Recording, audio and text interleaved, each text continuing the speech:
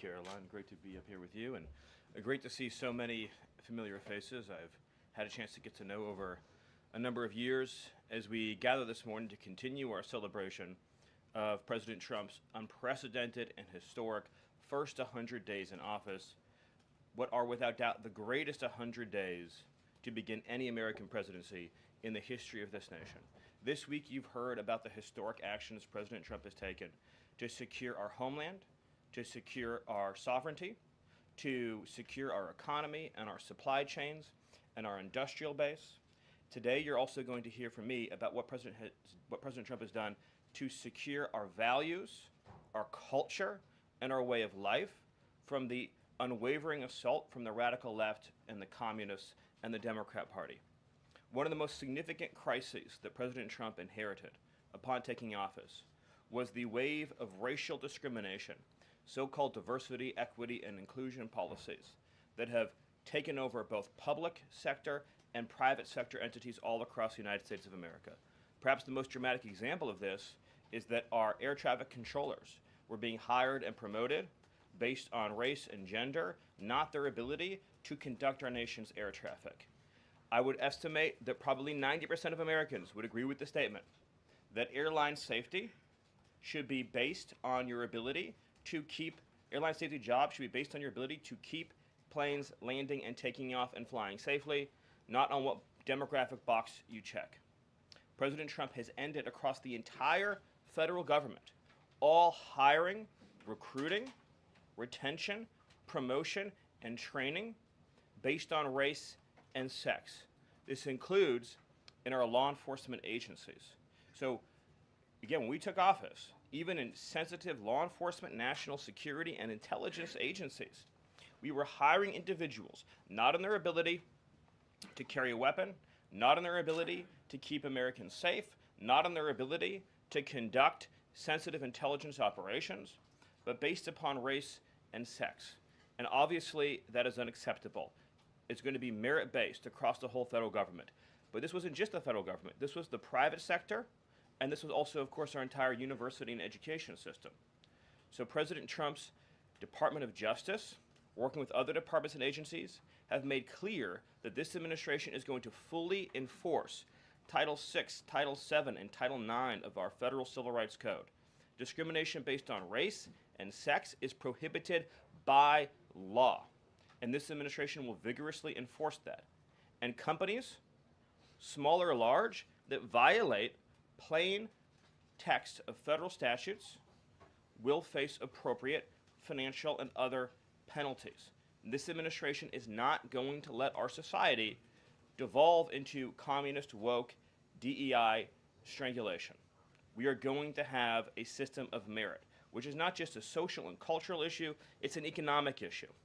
When you hire, retain, and recruit based on merit, as President Trump has directed, you advance innovation, you advance growth, you advance investment, you advance job creation, you create the best and safest product for all Americans. When a citizen goes to, say, a hospital in a medical emergency, they don't care what race or sex their doctor or their nurse is. They want the best treatment they can get in that emergency. When they're flying a plane or when they're on an aircraft, they want that pilot to be the best pilot, the safest pilot, not caring what that pilot's race or sex is. This applies across the whole government.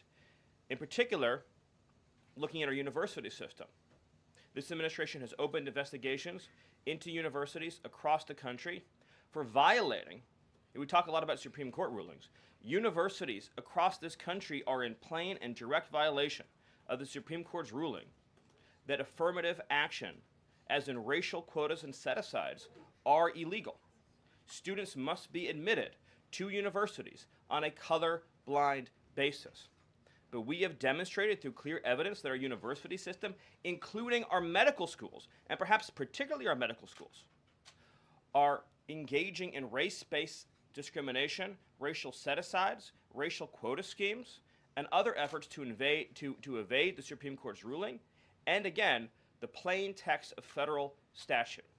So universities are on notice, and universities are already facing the financial consequences of their noncompliance with federal law. The clearest example that we're all familiar with, of course, being Harvard, which is engaged in repeat, systemic, and sustained violations of federal civil rights law.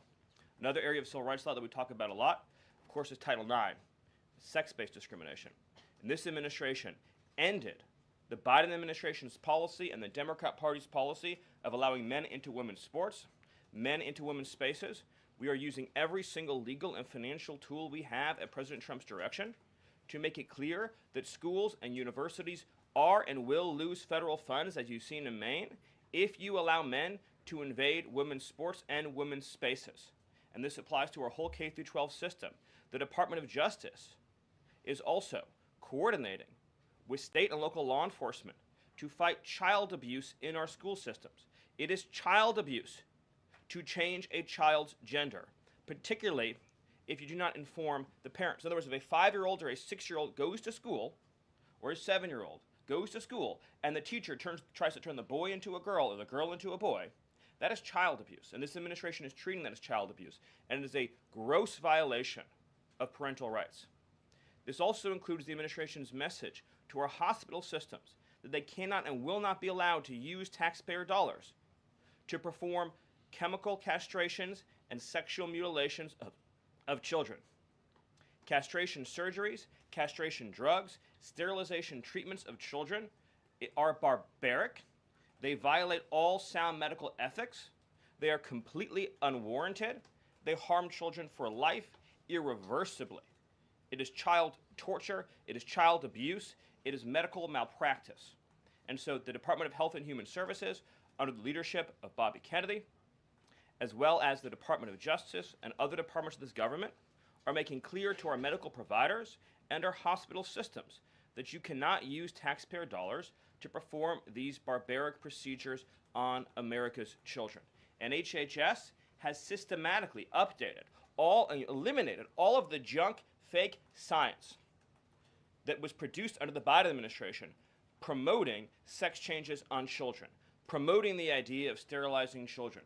That's been cleaned out, that's been removed, and new guidance is being issued to doctors and hospitals advising them that they cannot perform these horrifying procedures, these irreversible procedures on our nation's children. We are also making clear in our prison system, male prisoners will not be allowed into women's prisons. The Biden administration promoted prison rape by putting men into female prisons. That is obviously insane, cruel, and unacceptable. And even though the Democrat Party and Hakeem Jeffries and the Democrat media continue to fight to put men into women's prisons, this administration will not allow that. And will not allow men, as well, in our K-12 system, into women's private spaces and restrooms. We have seen horrifying example after example of young girls being sexually assaulted because school districts have allowed men into women's and girls' private spaces. This administration, President Trump, is at the forefront of protecting women and protecting girls. And nowhere is that clearer than when we are talking about fighting radical gender ideology. This administration is also fighting to get critical race theory out of our school districts. Children will be taught to love America. Children will be taught to be patriots. Children will be taught civic values for schools that want federal taxpayer funding. So as we close the Department of Education and we provide funding to states, we are going to make sure that these funds are not being used to promote communist ideology. For any nation to be successful, it cannot teach its children to hate themselves and to hate their country.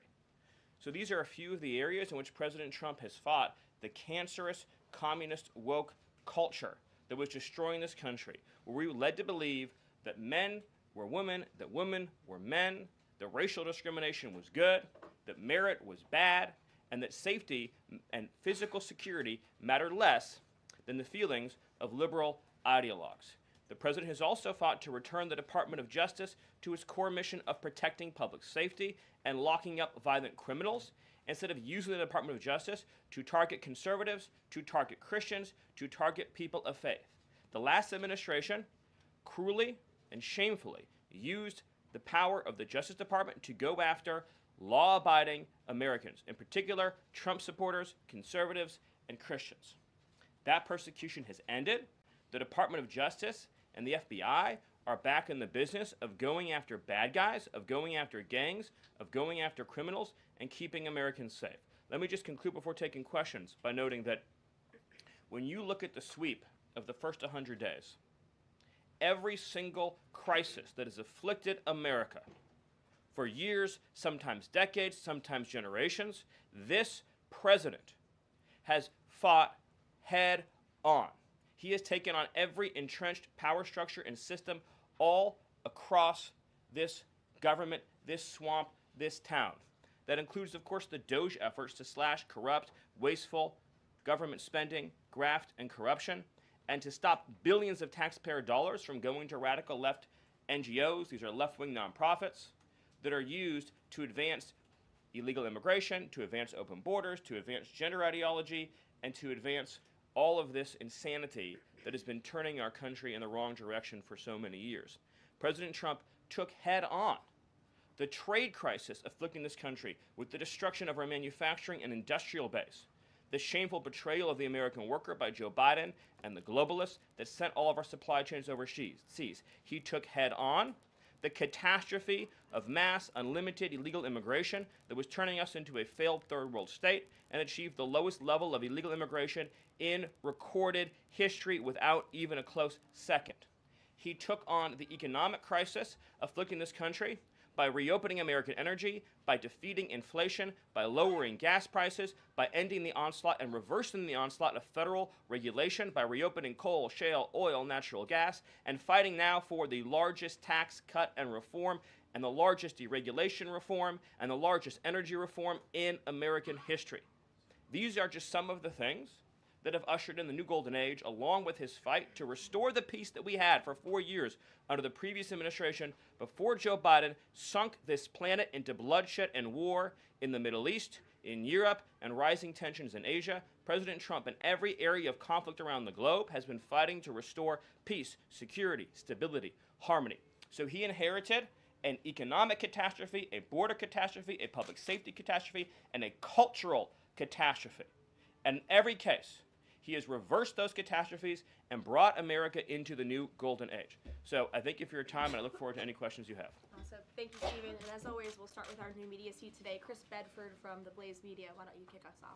Thank you very much. Stephen, what is the end goal of the China tariffs right now? Is the idea to open up the Chinese markets through a deal to a better market for exporting American goods to China, or is it a reconfiguration of global trade in a way that isolates China from free countries? No. So China is a unique situation, obviously. The president has talked at length about what happened to us economically since China's entrance into the World Trade Organization and the trillions and trillions of dollars of trade deficits that we've racked up with China over the period of that time, and what that's meant for our national security, what that's meant for our economic security, what that's meant for our supply chains. Obviously, right now, the Secretary of the Treasury is in the process of developing a plan that will answer the questions that you're talking about, but the president's goals have been very clear on these points, which is that he is not going to allow China to continue to steal our intellectual property, to continue to illegally dump and subsidize their goods in our markets, to manipulate their currency, to rack up an unsustainable trade deficit.